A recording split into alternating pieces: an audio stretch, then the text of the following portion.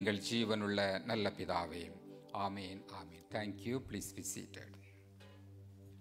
Hallelujah, glory to God. ஆமேன். நமது ஆண்டவரும் இரட்சகருமாகிய இயேசு கிறிஸ்து நாமத்தினாலே உங்கள் அனைவரையும் ஒரு முறை கூட வாழ்த்தி வரவேற்றுக் கொள்கிறேன். கர்த்தர் இந்த நாளிலும் உங்களோடு கூட பேசுவாராக.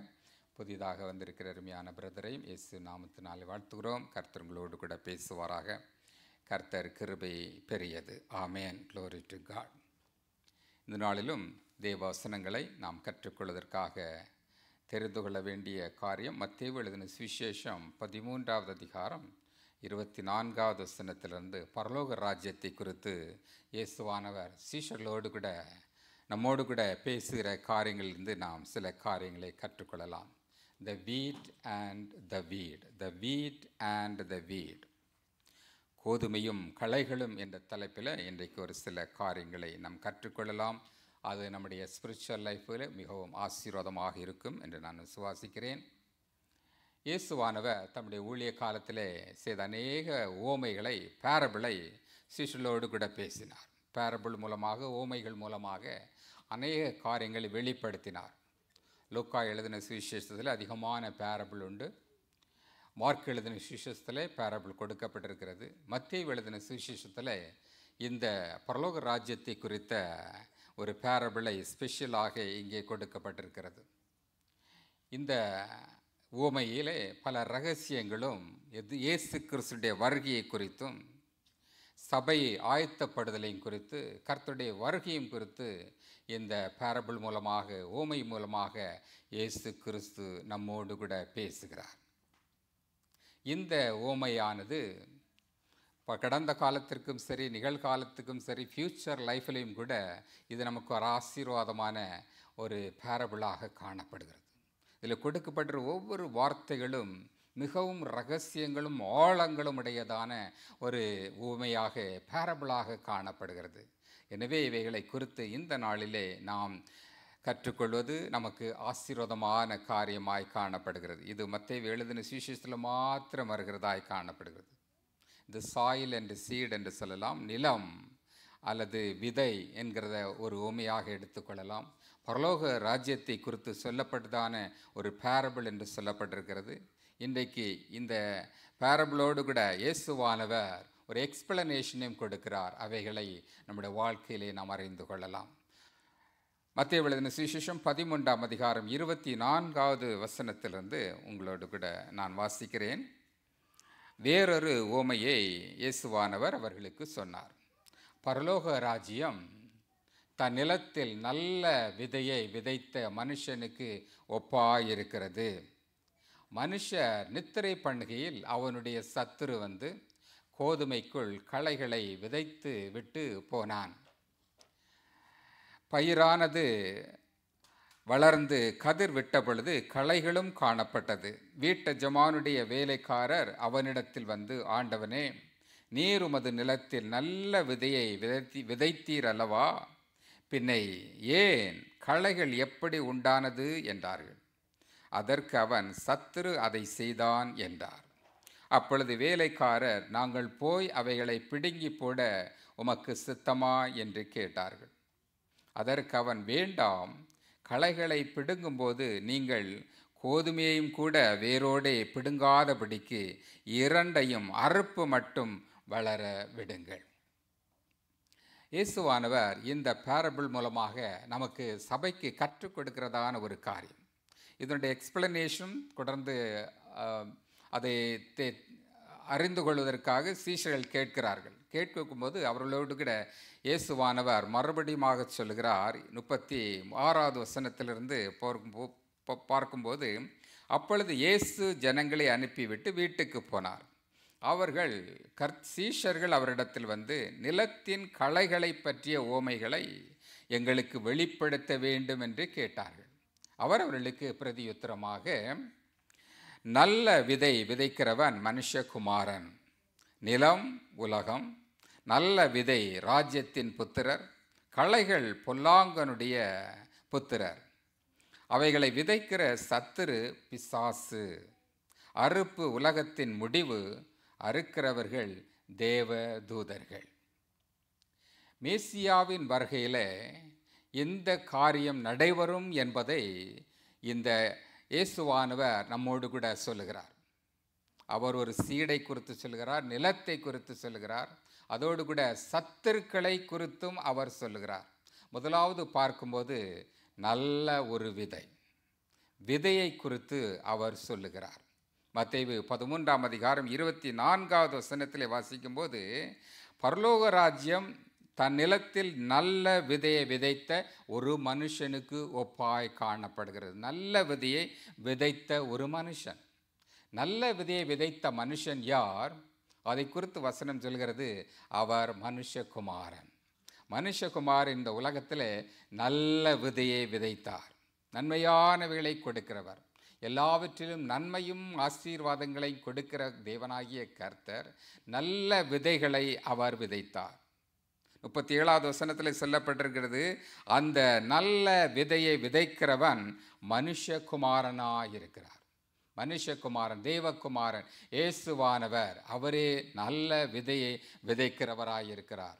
நன்மையான ஈவுகளை அவர் கொடுக்கிறவராயிருக்கிறார். அப்போஸ்தலராகிய யாக்கோபு இதை குறித்து எழுதும்போது, யாக்கோபு 1:17 வாசிக்கும்போது, நன்மையான எந்த ஈவும் பூரணமான எந்த வரமும் பரத்திலிருந்து உண்டாகி சோதிகளின் பிதாவினிடத்திலிருந்து இறங்கி வருகிறது. அவரிடத்தில் யாதொரு மாறுதலும் யாதொரு வேற்றுமையும் நிழலும் இல்லை. நன்மையானவைகளை பூரணமானவைகளை கொடுக்கிறவர் நமது ஆண்டவராகிய இயேசு கிறிஸ்து. அவரே நன்மையானவைகளை தருகிறார். அதிலே தேவனாகிய கர்த்தர் வானத்தையும் பூமியையும் உண்டாக்கின போது எல்லாவற்றையும் நன்மையானவைகளாக கண்டார். எல்லாம் நல்லது நல்லது என்று கண்டார். ஆதியாகமம் 1 வாசிக்கும்போது, அவைகளை உருவாக்கிவிட்டது நல்லது நல்லது என்றார். 7 முறை சொல்லப்பட்டிருக்கிறது நல்லது நல்லது நல்லது என்று. எல்லாம் எதற்காக நல்லதாக காணப்படுகிறது? 7 முறை என்பது பூரணப்படுத்துகிற ஒரு வார்த்தையாய் காணப்படுகிறது. இந்த நிலத்தின் மேல் விதைக்கப்படுகிற விதையை குறித்து சொல்லப்படுகிறது. ஆதியாகமம் 1 வாசிக்கும்போது, ஜெனிசஸ் சாப்டர் 1:6 வாசிக்கும்போது அங்கே வசனம் சொல்கிறது, பின்பு தேவன் ஜலத்தின் மத்தியில் ஆகாய விரிவு உண்டாக கடவது என்றும் அது ஜலத்திலிருந்து ஜலத்தை பெருக கடவது என்றும் சொன்னார். அடுத்த வசனம் பாருங்கள், 12வது வசனம், நெக்ஸ்ட் வேர்ஸ். பூமியானது புல்லையும் தங்கள் தங்கள் ஜாதியின்படியே விதையையும் பிறப்பிக்கும் பூண்டுகளையும் தங்கள் தங்கள் ஜாதியின்படியே தங்கள் தங்கள் விதையுடைய கனிகளை கொடுக்கும்படி விருட்சங்களையும் முளைப்பித்தது. தேவன் அது நல்லது என்று கண்டார். இந்த விதை, த சீட், அவைகள் தேவனால் உருவாக்கப்பட்டது. அந்தந்த ஜாதிகளின் படி அவைகள் உருவாக்கப்பட்டதாய் காணப்படுகிறது. அவைகளை உருவாக்கின தேவனாகிய கர்த்தர் சொல்கிறார், இது நல்லது என்று சொல்கிறார். நல்ல விதைகளை அவர் உண்டாக்கினார். நன்மையான ஈவுகளை, நல்ல விதைகளை அவர் உண்டாக்கி இந்த நிலத்திலே அவர் உருவாக்கினார். இந்த ஏதேன் தோட்டமானது மற்ற நிலங்களை விட, மற்ற இடங்களை விட அது செப்பரேட் படுத்தப்பட்டதான ஒரு நிலமாய் காணப்படுகிறது. அது நல்ல நிலமாய் காணப்படுகிறது. அது ஒயில்டு நிலம் அல்ல, தேவனால் பண்படுத்தப்பட்ட ஒரு நல்ல நிலமாய் காணப்படுகிறது. அந்த நிலத்திலே அவர் நல்ல விதையை விதைக்கிறவராய் காணப்படுகிறார். இந்த பேரபிளை அடுத்தபடியாக சொல்லப்படும் போது ஃபீல்டு, ஒரு நிலத்தை குறித்து சொல்லப்படுகிறது. Good field, good seed and good field. நல்ல விதையானது நல்ல நிலத்திலே கொடுக்கப்பட்டிருக்கிறது. நிலமானது எதற்கு ஒப்புமைப்படுத்தப்பட்டிருக்கிறது? இதை மத்தேயு 13 நாம் வாசிக்கும் போது, நிலமானது, நல்ல நிலமானது ராஜ்யத்தை குறித்து சொல்லப்பட்டிருக்கிறது, உலகத்தை குறித்து சொல்லப்பட்டிருக்கிறது. உலகமானது நன்மையான ஒரு நல்ல உலகமாக அவரால் உருவாக்கப்பட்டது. நன்மையானவையாகவே எல்லாவற்றையும் உண்டாக்கினார். இந்த உலகமானது நல்ல ஒரு ஃபீல்டாக உருவாக்கப்பட்டதாய் காணப்படுகிறது. பூமியை தேவன் நன்மையாகவே உருவாக்கினார். இதை நாம் வாசிக்கும்போது சங்கீதம் 24வது சங்கீதம் 1வது வசனத்திலே வாசிக்கும்போது, பூமியும் அதன் நிறைவும் உலகமும் அதில் உள்ள குடிகளும் கர்த்தருடையது, எல்லாம் கர்த்தருடையதாய் காணப்படுகிறது. The earth is the Lord's and all its fullness. எல்லாம் கடவுளுடையதாய் காணப்படுது. ராஜ்ய பூமியும் அதன் நிறைவும் உலகமும் அதில் உள்ளவைகளாய் கர்த்தருடையதாய் காணப்படுகிறது. இதே சங்கீதத்திலே 50வது சங்கீதம் 12வது வசனத்திலே வாசிக்கும் போது, the world and those who dwell therein, பூமி தேவனுடைய, பூமியும் அதன் நிறைவும் என்னுடையவைகள் என்று சொல்லுகிறார். உலகமும் பூமியும் அது நிறைவும் எல்லாம் தேவனுடையதாய் காணப்படுகிறது. நன்மையான விதையை உருவாக்கினார், நன்மையான உலகத்தை உருவாக்கினார், நல்ல ஒரு ஃபீல்டை உருவாக்கினார். அந்த ஃபீல்டிலே காணப்படுகிற இன்னொரு காரியத்தை குறித்து இந்த பேரபிளை வாசிக்கும்போது, நிலம் உலகம், நல்ல விதை ராஜ்யத்தின் புத்திரர், களைகள் பொல்லாங்கானுடையதாய் காணப்படுகிறது. அடுத்ததிலே பார்க்கும்போது அங்கே ஒரு பொல்லாங்கன் இந்த உலகத்திலே ஏற்படுத்துகிறான். நான் முதலில் ஆரம்பத்தில் சொன்னது போல ஒரு எதிரி, ஒரு சத்துருவானவன் அந்த இடத்திலே காணப்படுகிறான். நன்மையான ஒரு நிலத்தை உருவாக்கின கர்த்தர் இந்த ஏதேன் தோட்டத்திற்கு அப்பாற்பட்டு காணப்படுகிறதான ஒரு முள்ளும் குறுக்கும் உள்ள சீடை உலகத்திலே உருவாக்குகிறதாய் காணப்படுகிறது. இந்த சத்துருவானவன் எப்பொழுது இந்த உலகத்திலே உருவாக்குகிறான்? மனிதன் நித்திரை செய்யும் போது. ஆதியிலே ஆதாமையும் ஏவாளை உருவாக்கின கர்த்தர் அவைகளை ஆண்டு கொள்ளும்படி எல்லா விதமான அதிகாரங்களையும் கொடுத்தார். எல்லா விதமான அதிகாரங்களையும் கொடுத்த அவர் காத்து கொள்ளும்படியாக, அந்த நிலத்தை, ஏதேன் தோட்டத்தை காத்து கொள்ளும்படியாக ஆதாமுக்கு அவர் கட்டளையிட்டார். ஆனால் ஆதாமோ அவரை காத்து கொள்ளாதபடி அயர்ந்த நித்திரையாய் மாறிவிட்டான். இந்த நித்திரை நிமித்தமாக இந்த நிலத்திலே ஒரு darkness உண்டாகியது. when will you sleep? அவன் தூங்குகிற பொழுது, நித்திரை பண்ணுகிற போது, அவன் தனியாக இந்த ஏவாள் இந்த பழத்தை புசிக்கக்கூடாது என்று சொன்ன பழத்தை புசித்த போது அங்கே ஒரு இருள் உண்டாகிவிட்டது. அங்கே எதிரானவன், சத்துருவானவன் இந்த உலகத்திலே வந்து விட்டான். இந்த சத்துருவான் இந்த உலகத்திலே வந்தபோது அங்கே விதையானது சத்துருவினால் விதைக்கப்படுகிறதான ஒரு பொல்லாத விதை அந்த உலகத்திலே உருவாக்கப்படுகிறதா இருக்கிறது. இது அப்போஸ்தலனாகிய பேதுரு எழுதும்போது எழுதுகிறார். 1 பேதுரு 5வது அதிகாரம் 8வது வசனத்திலே வாசிக்கும்போது சத்துருவானவனை குறித்து சொல்லும்போது, நீங்கள் தெளிந்த புத்தியுள்ளவர்களாயிருங்கள், விழித்திருங்கள், ஏனெனில் உங்கள் எதிராளியாகிய பிசாசானவன் கர்ச்சிக்கிற சிங்கம் போல் எவனை விழுங்கலாமோ என்று வகை தேடி சுற்றிக் கொண்டிருக்கிறான். எதிராளியான் எப்படி நம்மை விழுங்கலாம் என்றவன் வகை தேடி கொண்டிருக்கிறான். நாம் தூங்குகிற போது, நித்திரை பண்ணுகிற போது நம்முடைய சிந்தனையிலே இந்த பாவங்கள் உருவாக்கப்படுகிறது. பாவங்கள் நம்முடைய இருதயத்துக்குள்ளே உருவாக்கப்படுகிறதுனாலே நாம் நம்முடைய இருதயத்திலே சத்துருவானவன் விதைகளை விதைத்து விடுகிறவனாய் இருக்கிறான். ஒரு எனிமி, சத்துருவானவன் நம்முடைய வாழ்க்கையிலே நாம் தேவனுக்கு விரோதமாக இருக்கும்போது, தேவனை விட்டு பின் செல்கிற வேளையில், நாம் நித்திரை பண்ணுகிற வேளையில் சத்துருவானவன் நமக்குள்ளாக வந்து விடுகிறான். ஆதியிலே இந்த சத்துருவான் முதலாவதாக வந்து விடுகிறான்.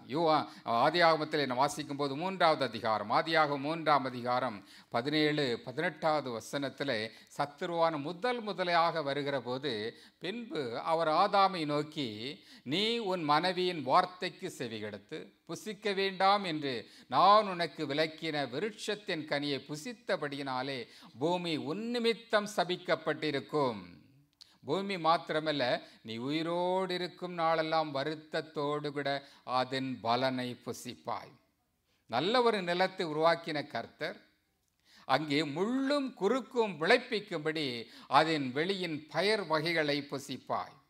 நல்ல நிலத்தை அவன் நித்திரை பண்ணுகிற போது, அவன் தேவனுக்கு விரோதமாக பாவம் செய்தபோது அங்கே முள்ளும் குறுக்கும் அந்த நிலத்திலே அது முளைக்கிறதாய் காணப்படுகிறது.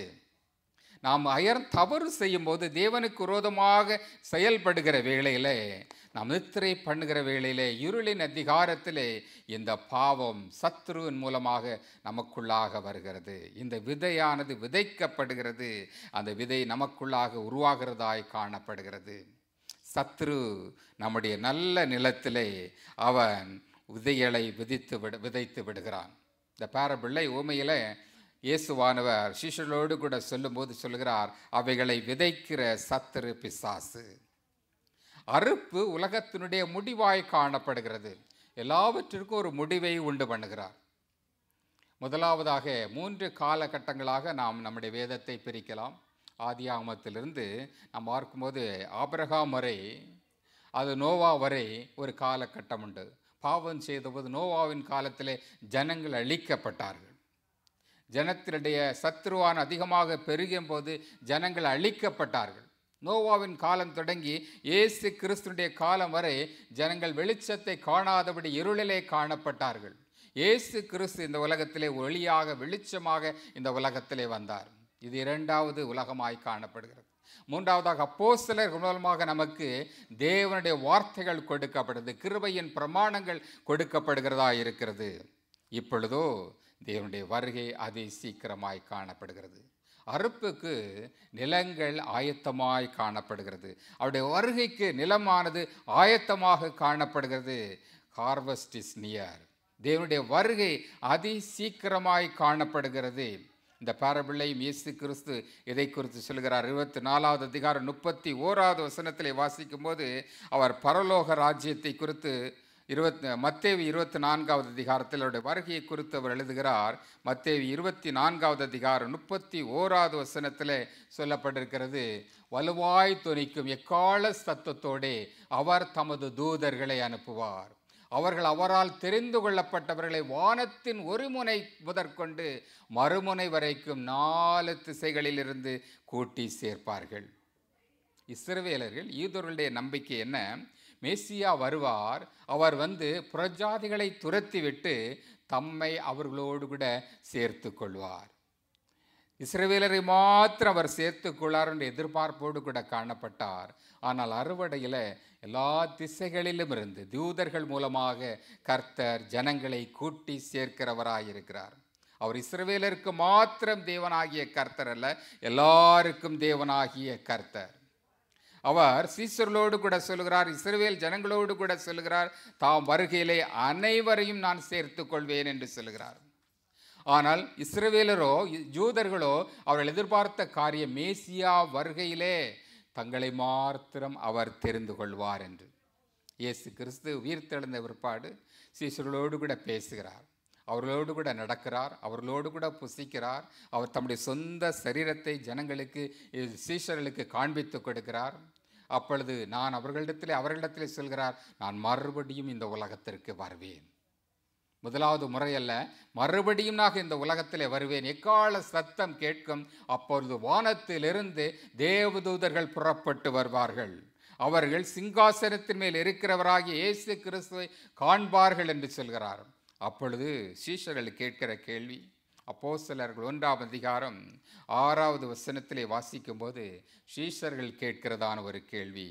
அப்பொழுது கூடியிருந்தவர்கள் அவரை நோக்கி, ஆண்டவரே, இக்காலத்திலா ராஜ்யத்தை இஸ்ரவேலருக்கு திரும்ப கொடுப்பீர்.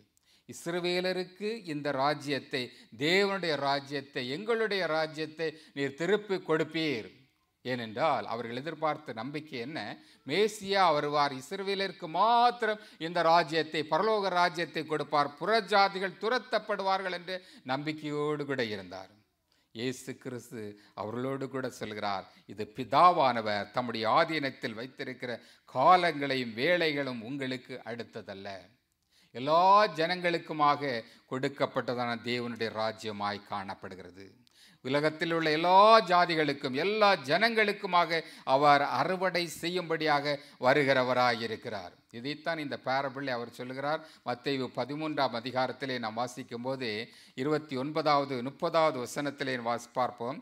மத்தேயு 13வது அதிகாரம் 29, 30 நாம் வாசிக்கும் போது, அதற்கு அவன், வேண்டாம், களைகளை பிடுங்கும் போது நீங்கள் கோதுமையோடு கூட வேரோடு கூட பிடுங்காதபடிக்கு இரண்டையும் அறுப்பு மட்டும் வளர விடுங்கள். நீங்கள் பேடி ஃபீல்டில் போனாலும் சரி, அது வீட்டு ஃபீல்டில் போனாலும் சரி, எப்படி பேடி ஃபீல்டு அல்லது வீட் ஃபீல்டு காணப்படுகிறதோ அதை போல அதே நிறத்தில் அதே கலரில் அந்த வீடும் அந்த வளர்ந்து கொண்டே வரும். வீடு அது போலவே காணப்படும். நான் லகுவாக அதை பிரித்து கொள்ள முடியாது. அதனுடைய வேர் நல்ல இந்த பேடி ஃபீல்டோடு கூட வீட்டோடு கூட இணைந்து அந்த ரூட் அப்படியே இணைந்து காணப்படும். அது ஒன்றோடு ஒன்று நாம் பிரித்து எடுப்பது சாதாரணமான ஒரு காரியம் இல்லை. எனவேதான் இங்கே இயேசுவானவர் சொல்லுகிறார், நீங்கள் வளர விடுங்கள், களைகளையும் வளர விடுங்கள், அவைகள் வளரட்டும். கடைசி நாட்களிலே, அறுவடையின் நாட்களிலே இந்த தேவதூதர்கள் அவர்களை பிரித்து எடுப்பார்கள். காலத்திலே அவர்கள் பிரித்து எடுப்பார்கள். அறுவடையின் நாட்களிலே, ஹார்வெஸ்ட் டேல இவைகள் பிரித்து எடுக்கிறவர்களாய் காணப்படுகிறார். இயேசு கிறிஸ்து எல்லாருக்கும் தேவனாக இந்த உலகத்திலே வந்தார். இஸ்ரவேலருக்கு மாத்திரமல்ல, யூதர்களுக்கு மாத்திரமல்ல, அவர் எல்லாருக்குமாக இந்த உலகத்திலே வந்தார். அறுவடை ஆயத்தமாய் காணப்படுகிறது. யோவான் சுவிசேஷம் 4வது அதிகாரத்தில் வரும்போது, பிரஜாதியான ஒரு ஸ்திரியானவள் ஒரு கிணற்றின் அருகே நின்று கொண்டிருக்கிறாள். இயேசு கிறிஸ்து அவளிடத்திலே பேசுகிறார். அவளோடு கூட பேசிக்கொண்டு, எனக்கு தாகத்துக்கு தாய் என்று கேட்கிறார். அவளோடு கூட பேசின பிற்பாடு அவர் மேசியா என்பதை அவர் உணர்ந்து கொள்கிறார். அவரை குறித்து தன்னுடைய சொந்த ஊருக்கு சமாரியா தேசத்திற்கு ஓடி போய் இயேசு கிறிஸ்துவை அறிவிக்கிறார். மேசியா இங்கே இருக்கிறார், மேசியா என்னோடு கூட பேசினார், நான் மேசியாவை கண்டேன் என்று சொல்கிறார். புறஜாதிகளுக்கு தேவனுடைய வார்த்தை சொல்லும்படியாக, இயேசு கிறிஸ்துடைய வார்த்தைகளை, சுவிசேஷத்தை அறிவிக்கும்படியாக அவர் இந்த உலகத்திலே வந்தார். இஸ்ரவேலருக்கு மாத்திரமல்ல, சமாரியாவுக்கு மாத்திரமல்ல, உலகத்தின் எல்லா ஜனங்களுக்காகவும் அவர் சுவிசேஷத்தை அறிவிக்கும்படியாக இந்த உலகத்திலே வந்தார். இதைத்தான் இயேசு கிறிஸ்து சீஷர்களோடு கூட சொல்லுகிறார். அப்போஸ்தலர் 1ஆம் அதிகாரம் 8வது வசனத்திலே, முதலாவது எருசலேமிலே காத்திருங்கள், முதலாவது எருசலேமிலும் பின்பு சமாரியாவிலும் பின்பு உலகத்தின் கடைசி பரியந்தம் நீங்கள் எனக்கு சாட்சிகளாய் காணப்படுவீர்கள். இயேசு கிறிஸ்துடைய gospel, the gospel of Jesus Christ எல்லா ஜனங்களுக்கும், எல்லா ஜாதிகளுக்கும், உலகத்தின் முழு இடத்திற்கும் அது அறிவிக்கப்பட வேண்டும். அந்த நாளிலே, கடைசி நாட்களிலே அவர் அறுவடை செய்யும்படியாக தன்னுடைய தேவ தூதர்களை அனுப்பி வைக்கிறவராயிருக்கிறார். தூதர்கள் வருவார்கள். 41வது வசனத்தில் வாசிக்கும்போது, மத்தேயு 13:41 மனுஷகுமாரன் தம்முடைய தூதர்களை அனுப்புவார், அவர்கள் அவருடைய ராஜ்யத்தில் இருக்கிற சகல இடரல்களையும் அக்கிரமம் செய்கிறவர்களையும் சேர்த்து அவர்களை அக்கினி சூளையிலே போடுவார்கள், அங்கே அழுகையும் பற்கடிப்பும் உண்டாயிருக்கும். தேவதூதர்களை அறுவடைக்காக அவர் அனுப்புகிறார். களைகளை பிடுங்கும்படியாக, களைகளை பிடுங்கி அவளை சுட்டெரிக்கும்படியாக தூதர்களை அவர் அனுப்பி வைக்கிறார். தூதர்கள் வந்து நல்ல பயிர்களை அவர் தனியாக பிரித்தெடுத்து அறுவடையிலே, தேவனுடைய மகிமையிலே, தேவனுடைய ராஜ்யத்திலே நம்ம அழைக்கும்படியாக அவர் சேர்த்து கொள்கிறவராயிருக்கிறார். 43வது வசனத்திலே வாசிக்கும்போது, அப்பொழுது நீதிமான்கள் தங்கள் பிதாவின் ராஜ்யத்திலே சூரியனை போல பிரகாசிப்பார்கள். நீதிமான்கள் பிதாவுடைய ராஜ்யத்திலே அவர்கள் சூரியனை போல பிரகாசிக்கிறவர்களாயிருப்பார்கள். இதே ஓல்ட் டெஸ்டமெண்ட்டில், பழைய ஏற்பாட்டில் தானியேல் தீர்க்கதரிசி 12வது அதிகாரத்தில் சொல்லப்பட்ட அதே வார்த்தையை இந்த இடத்திலும் இயேசு கிறிஸ்து சொல்கிறார். அப்பொழுது நீதிமான்கள் தங்களுடைய பிதாவின் ராஜ்யத்திலே சூரியனை போல பிரகாசிப்பார்கள். டானியேல் சாப்டர் 12:3 வாசிக்கும்போது சொல்லப்பட்டிருக்கிறது, நீதிமான்கள், ஞானவான்கள் ஆகாய மண்டலத்தில் ஒளியைப் போலவும், அநேகரை நீதிக்குட்படுத்துகிறவர்கள் நட்சத்திரங்களைப் போலவும் என்றென்றைக்கும் சதா காலங்களிலும் பிரகாசிக்கிறவர்களாய் காணப்படுகிறார்கள்.